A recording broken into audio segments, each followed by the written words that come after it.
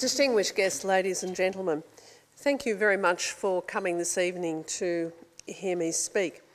And the remarks of the Premier, we would all agree, resonate with all of us in whatever walk of life we're in. But tonight I would like to address you under the banner, How We Lead. When I talk about we, I will actually be talking about the judiciary, but I will develop that theme through the evening and see where that takes us. When we hear mention of leadership, the context in which the leader operates dictates our perception of the qualities of leadership called for in that setting. We admire or reject the leader for what they do. Reflecting on social leaders, the common paradigms are drawn from political government, the business world, institutions and sport. To give examples, the former Prime Ministers, Sir Robert Menzies and John Curtin, are held up as leaders of political government. Successful chairs or CEOs of major national corporations, such as the mining, retail and banking corporations, are prominent. Vice-Chancellors are recognised and asked to present important addresses, such as the Boyer Lectures, or indeed this leadership lecture. And they are asked to reflect on the role of educational institutions in society. An athlete who rises above drug cheats, faces superhuman physical and mental tests, maintains extraordinary self-belief, determination and resilience to win a world-renowned race, is admired. These types of individuals inspire our society. How do they do this? The revered political leader will be acknowledged for honesty and integrity, perhaps for vision in shaping the way our society functions. For example, Sir Robert Menzies was renowned for the establishment of government university scholarship schemes to ensure equality of educational opportunity and investment in the social future. John Curtin was renowned for the creation of employment plans. Sometimes political leadership arises in times of immense national threat, a world war or an international peace crisis. Other times, political leadership encourages aspirational goals by reminding society of its historic traditions and culture. And indeed, I need only point to the remarks just a few minutes ago of the Premier. The admired business leader will achieve profit margins through innovation, rigour and confidence. Importantly, the profit will be achieved through ethical conduct, not profit at any cost. This leader will be committed to corporate social responsibility and apprehend that the corporation is beholden not to just the shareholders, but to society as a whole. The respected institutional leader, let me take a university or research institute as an example, will cultivate, promote and inspire a yearning for knowledge, excellence and research. They will facilitate the pursuit of the solutions to the problems of the greater world, who we have been, who we are, and where we might go as a society. The lauded athlete will inspire a society to overcome mental and physical adversity by defeating physical and mechanical breakdown, by their level of preparation and sheer determination in racing first to the top of the mountain, the end of the swimming pool, or the umpire's words, game, set and match. Thus, when we ride, swim or sprint a little faster when next on the road, in the pool or on the tennis court, we strive to perform better in our activity with a picture in our mind's eye of the champion athlete we try for a moment to copy.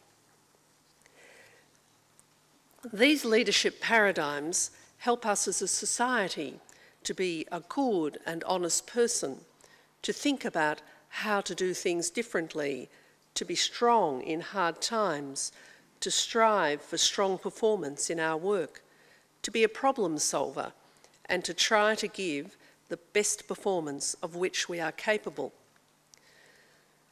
Past Prime Ministers, mega CEOs, Vice-Chancellors and champion athletes resonate with most of us in what they say and what they do. To what extent do they truly impact on the daily lives of a parent raising a family, a secondary student going to school, a young person going out on the weekend to socialise, the people catching trains and trams travelling to work, indeed everyone engaging in ordinary life? Social leaders ultimately inspire the pursuit of goodness, our fundamental social value. From goodness will stem love, kindness, humanity, courtesy, courage, and compassion. As a judge, I see the consequences of failed or lack of, or even evil leadership. Week in, week out in the courts, we see the worst and the best of humanity. Sometimes, though, we see people who have just made mistakes. A range of leadership profiles are on display. The brave, grieving parent seeking justice who watches the murder trial about their lost, oftentimes brutalised family member. The courageous, determined asbestos victim who faces death but wills himself to stay alive long enough to win compensation for himself and for his family's benefit after his imminent death. The aggrieved, disinherited adult child who looked after and supported an ageing and difficult parent, only to learn that parent, once dead, is cruel to the child by favouring others in their will. The angry employee who seeks compensation for bullying, victimisation, discrimination or unfair dismissal in the workplace. The young person who, in an alcohol-fuelled moment, throws a punch that kills another young person. The business person who claims to have been misled into unwisely buying a business, shares or property from a dishonest trader. The evil drug baron who faces life imprisonment for manufacturing and trafficking drugs, surrounded in his criminal activities by people who helped him for significant personal financial gain. Observing the parade of humankind in the courts and determining the outcome on behalf of society, how do judges fit into the common paradigms of leadership? I do not expect judges would see themselves as leaders in that sense, not at all. Rather, they would see themselves as leading the administration of justice, but would not hold themselves out as public figures to be admired and emulated. For the most part, judges seek no notoriety. They hear and decide cases. It is for others to critique the result and the judicial performance. Even then, judges will not speak out to defend themselves, preferring to rely on the things they say and write in court to stand as their only words. Now, this might seem acquiescent and supine, even the abrogation of social responsibility. Yet there is a fundamental reason why it happens that way.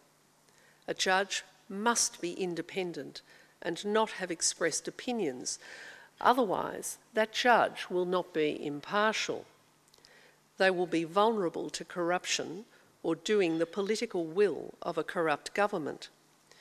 We need only think of past events not long ago in Pakistan, Fiji and Zimbabwe, where judges were imprisoned or sacked or compelled by the government of the day to decide cases how the government directed.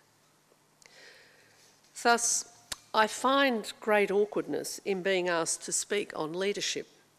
Whilst I am the most senior judge in the state, I truly hesitate to speak on the topic beyond my home institution.